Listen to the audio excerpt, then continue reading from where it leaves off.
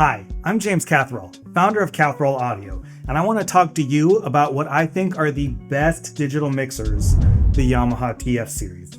I truly believe these are the best digital mixers for their intended audience. And if you hear me out, I think I can justify it in this video. These mixers were first released in April of 2015, which makes it about a 9.5-year-old lineup without any major hardware revisions during that time.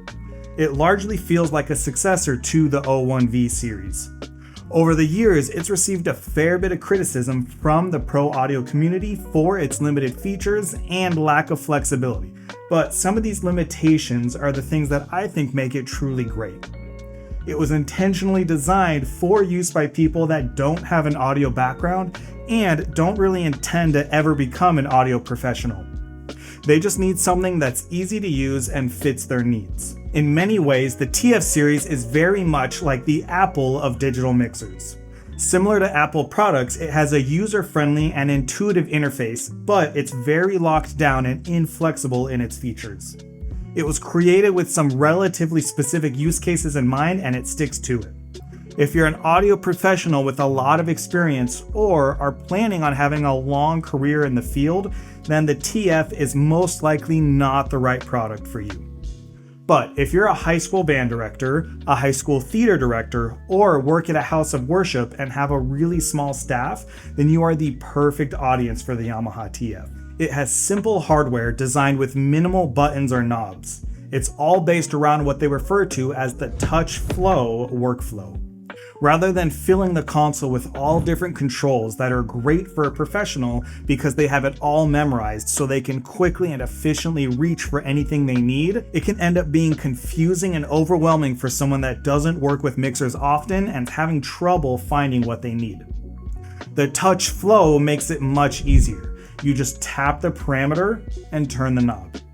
Much like an iPhone where you can just tap on the thing that you want to go to and it takes you there rather than having a phone loaded with buttons all over it. This design is really what sets it apart from other mixers at its price point. Its ease of use allows it to be accessible to a much wider audience that don't have the funds to hire a full-time professional and don't have the time themselves to dedicate to becoming comfortable with a full-fledged digital mixer. It exists in a category that's somewhere between a digital mixer and an analog mixer. It's not quite one, but it's also not quite the other. It's kind of the Goldilocks in the middle. It's honestly more of a souped-up analog mixer than it is a true digital mixer in the way that most people in the audio field expect. The biggest issues being its lack of input patching, no input delay, your only option being an output delay on its 4 matrices, a pretty limited graphical equalizer, and no sidechaining. There are a lot of other criticisms I've seen, but they mostly come down to opinions of quality of sound and types of effects offered. With that said, it does bring up the question, even if you are the intended audience, why should you pick the Yamaha TF over an analog mixer? To me, the answer is pretty easy.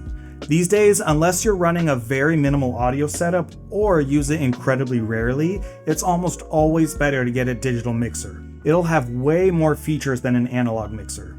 It'll be more compact while offering more inputs and outputs.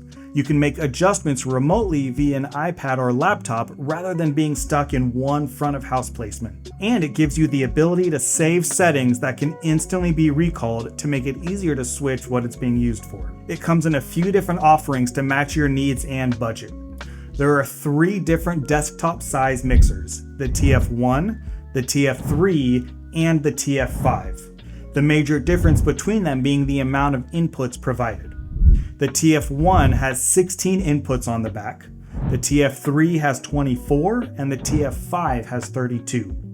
This is expandable using a TO1608 stage box, with the TF1 and 3 being limited to 32 total input channels and a somewhat secret 33rd and 34th that I'll cover in a later video.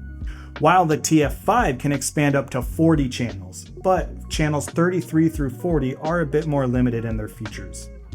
The TF1 also has an optional rack mounting kit. But if you need a more compact type of setup, they also have the TF rack. which is very similar to the TF1 in terms of inputs, but in a much smaller footprint that uses 3 rack units of space. Along with all of that, each mixer comes with 16 outputs, 2 stereo RCA inputs, a USB input to play music from an iPad or an iPhone.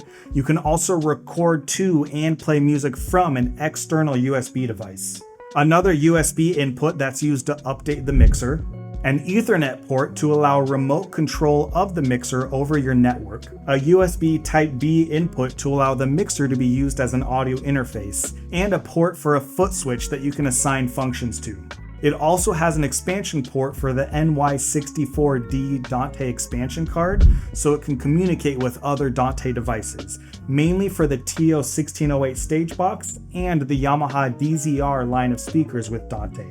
Now, hearing that it's a 10-year-old product may cause some hesitation, but the audio world doesn't really move at the same speed or have the same level of progress that you're probably used to seeing with computers and phones.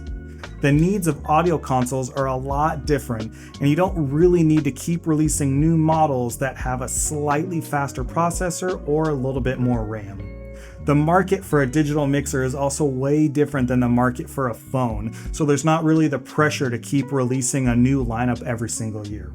So companies can take a little more time in between releases and let product cycles have a longer lifespan.